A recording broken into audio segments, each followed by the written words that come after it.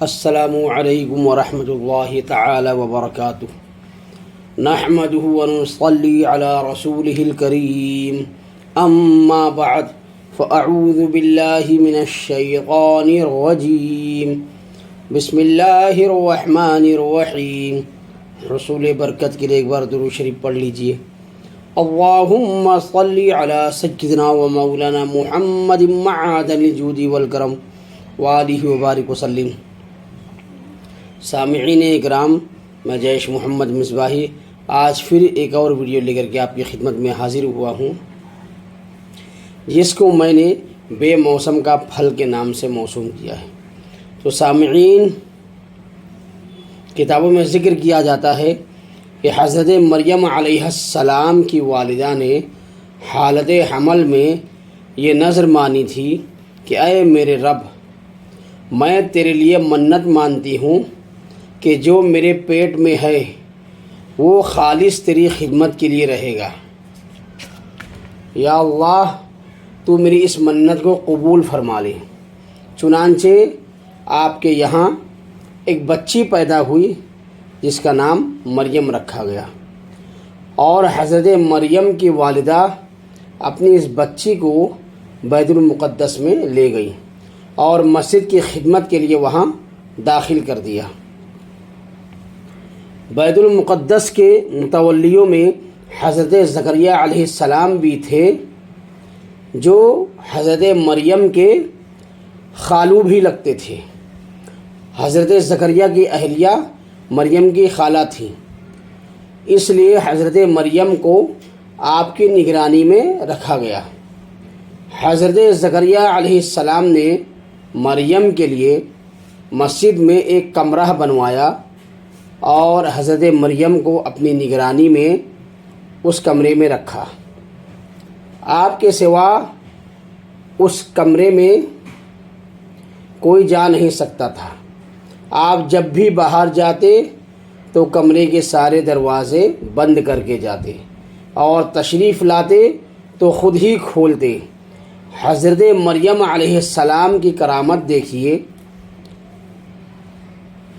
کہ زکریا علیہ السلام جب بھی اس کمرے میں داخل ہوتے تو اس بند کمرے میں حضرت مریم کے پاس مختلف قسم کے تازہ پھل موجود پاتے۔ گرمیوں کے پھل سردیوں میں اور سردیوں کے گرمیوں میں وہاں رکھے ہوتے۔ حضرت زکریا علیہ السلام نے جب یہ صورت دیکھی تو فرمایا، اے مریم، یہ پھل تمہیں اس بند کمرے میں کون دے جاتا ہے، اور یہ پھل کہاں سے آتے ہیں؟ مریم علیہ السلام نے فرمایا، یہ اللہ کے پاس سے آتے ہیں، وہ جسے چاہے بے حساب عطا فرما دے۔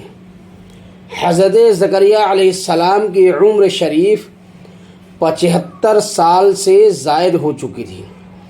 سر انور کے بال سفید ہو چکے تھے اور آواز مبارک میں بھی کمزوری پیدا ہو چکی تھی، اور آپ کے یہاں کوئی اولاد بھی نہ تھی۔ آپ نے سوچا کہ اللہ تبارک و تعالی مریم کو بے موسم پھل عطا فرماتا ہے، یعنی گرمی کے پھل ٹھنڈی میں اور ٹھنڈی کے پھل گرمیوں کے موسم میں، تو مجھے بھی اس بڑھاپے میں، جبکہ میری بیوی بھی بانجھ ہے، یقیناً اولاد دینے پر قادر ہے۔